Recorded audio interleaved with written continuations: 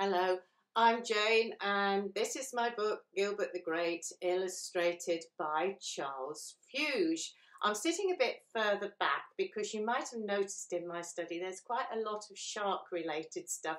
So before I move forward to read the story, I thought I'd show you this wonderful chair, which I just love, and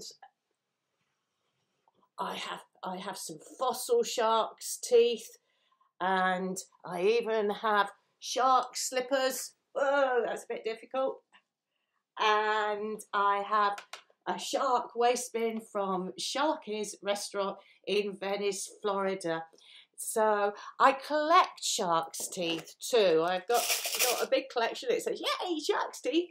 And I collected a lot when I was living in Holland, on the south coast of Holland near the Belgian border, and I would find things, shark's teeth about this size. When I'm in Florida, I tend to pick up very small ones on the beach like this.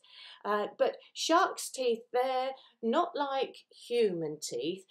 Human beings have two sets of teeth. So if you've still got your baby teeth, you've got 10 up the top and 10 up the bottom. You could try counting those.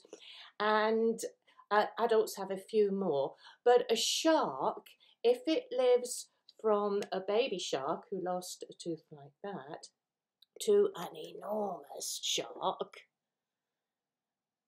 where the teeth are becoming as big as this and bigger. They are much bigger than that. They can be the whole size of your palm. Didn't find this one. This one was a lovely present. I was very pleased to get that. So they can, experts reckon, lose between 5,000 and 10,000 teeth in a lifetime if they grow up into a big shark. This one's a megalodon. You might have spotted that if you're a dinosaur expert, because they lived around the time of the dinosaurs. In fact, most of the fossils fossil shark's teeth that I collect are about 65 million years old, and so they were sharks that were around in the Cretaceous period, and the dinosaurs that were around at that time. Well, T-Rex is probably the most famous one, isn't it? So anyway, I've always been fascinated with fossils and shark's teeth and collecting fossil shark's teeth.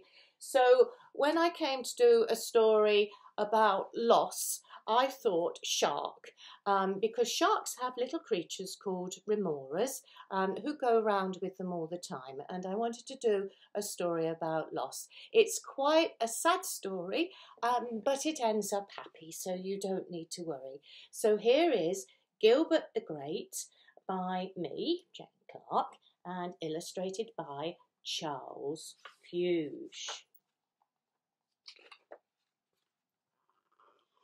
From the time that Gilbert the Great White Shark was a tiny pup, Raymond the Remora was always on Gilbert's side. There he is, stuck like glue. That's because they have suckers on their heads, forgot to say that.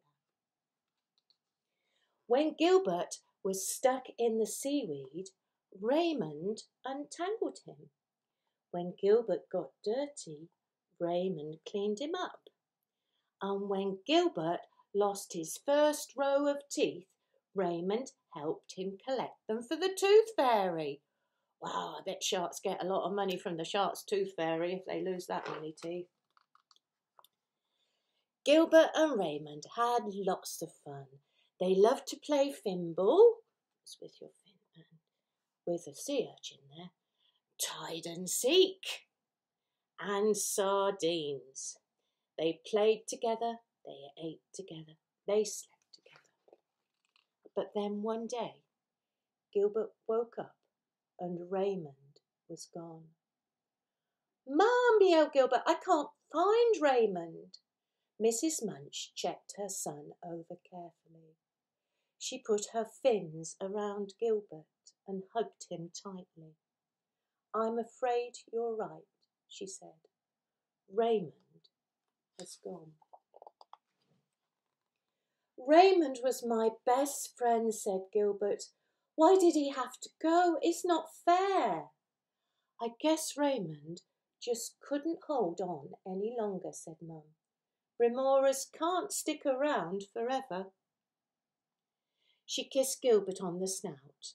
Go and play hide and seek with the pilot fish. It will help take your mind off Raymond. But Gilbert couldn't help thinking about Raymond. Perhaps Raymond will come back, Gilbert said. Raymond would come back if he could, said Mum, but he can't. Let's go and watch the basking ball. And here's the basking shark, which gives the name to basking ball.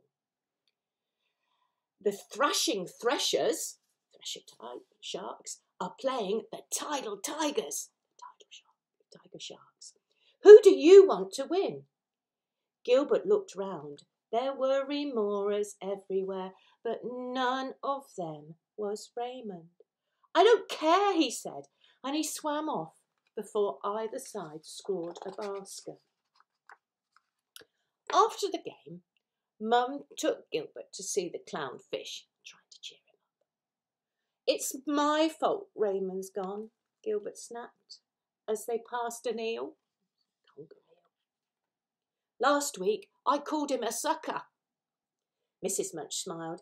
Everyone falls out sometimes, she said. Raymond knew you loved him and he loved you. The next day at school, everyone was very kind to Gilbert. He was allowed to play on the seesaw for as long as he wanted. Cheer up, said Mallet. There are plenty more fish in the sea. There isn't another Raymond, said Gilbert, as he swished his tail and swam into the seaweed. Lots of sea creatures here to spot, aren't there? Some octopus there, some crabs. Gilbert was still sulking in the seaweed when Mum came to collect him from school. It's not the same without Raymond, Gilbert said. I know, said Mum. But Raymond wouldn't want you to be unhappy, would you? No, said Gilbert through a wobbly smile. I was lucky that Raymond was my best friend, Gilbert gulped. But I wish he was here now. I miss him so much. Sometimes it helps to cry, said Mum. And Gilbert cried and cried and cried, and his salty tears mingled with the deep, dark ocean. Then he began to feel a bit better. Mum took Gilbert gently by the fin and towed him into shallow water. Rocked by the gentle waves, they gazed out at the vast sandy seashore and the endless blue sky. I hope Raymond's happy wherever he is, said Gilbert. I'm sure he is, said Mum. I'm hungry, said Gilbert.